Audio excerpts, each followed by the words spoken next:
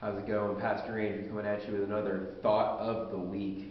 One of the things I've been doing recently, in the time off that I have, is I've been going back through and rewatching the Band of Brothers series.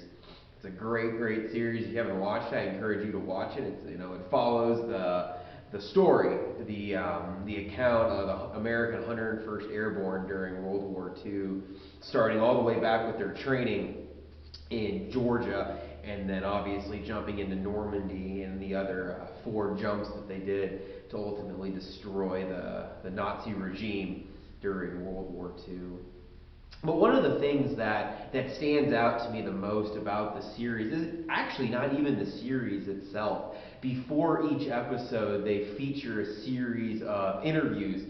I mean, they're only about a minute, minute and a half long, of them asking questions of the veterans, of the men that were actually part of the 501st, that were actually in Easy Company and a part of the 101st Airborne, just asking them questions. And this was obviously made a number of years ago, as many of them have sadly passed away, and we're losing World War II veterans every day at a very alarming rate. But one of the things that strikes me, and it was in the very first episode, was when they were interviewing these veterans and they asked, why? And why did you join the Airborne? Why did you even enlist?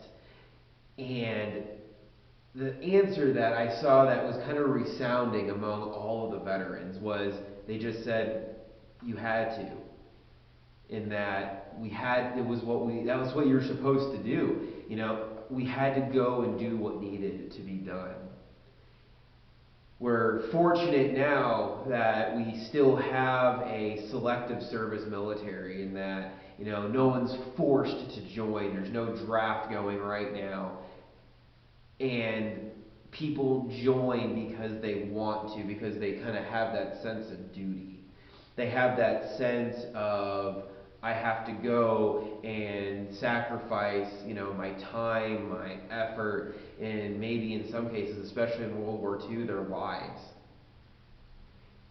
And my thought going with that, what does this have to do with Christianity? What does this have to do with our faith? And it really makes me ask myself the question, and ask you the question, how far are you willing, or are we willing to go when it comes to serving God? A lot of times we find something that's comfortable. We find something that, we enjoy, something that we're able to give, a little bit of our time, a little bit of effort, and then it makes it look like we're serving, but in reality, we're not there. We're not 100% all in. When it comes to military service, when it comes to warfare, watching the Band of Brothers, that's 100% all in. It's not a matter of protecting yourself, but a matter of protecting the guy next to you. You have to give 100% effort. If you don't, it can cost your life or your buddy's life. What if we applied that mindset to our walk with God? What if we had this mindset of, when I'm going to serve God, I'm going to give 100%. I'm going to give every ounce of effort that I have. As I've said before, as Christians in America in 2020, we focus so much on God's love and riding on the coattails of grace that we live with the mindset of, I'm just going to give, what I want to give, and then just ask for forgiveness. I'm going to ask for God to forgive me for not giving 100% effort. It's all good. That's such a terrible mindset that we have. We don't give 100% to God.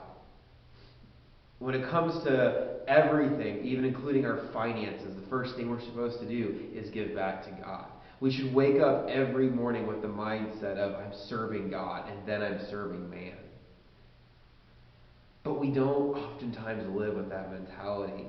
We're more concerned with what we want. We're more concerned with how we can make somebody we care about life better. We focus more on pleasing our bosses or our teachers, but God comes second or third.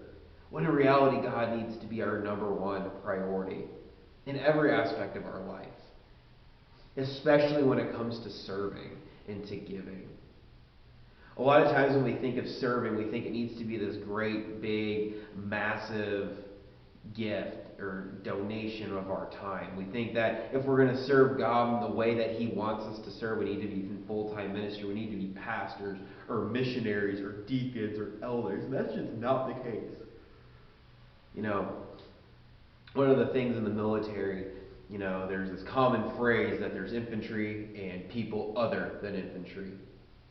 That it's the infantry that goes out and fights the wars and fights the battles, and they don't need anybody else. Well, being a guy that was attached to the infantry and being around with these people with that mindset, just how toxic that mentality is. Because the infantry, they need to eat. They need bullets. They need supplies to go out and fight wars.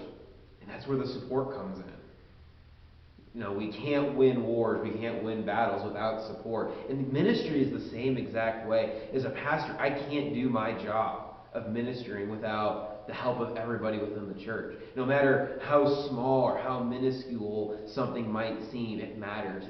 Not just to me or to the leaders of the church, but it matters the most to God. It matters to where our mind is, where our thought process is of why we do things.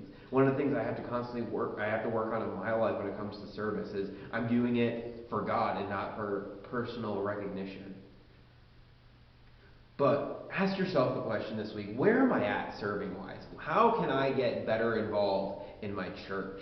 How can I be more involved in serving God? We would love to get you plugged in at our church. Again, we have needs all across the board. And it doesn't matter how good you think you are at something. What matters is that we're actively trying to serve. And I encourage you this week, get plugged in, find out a way to serve. Have a good week.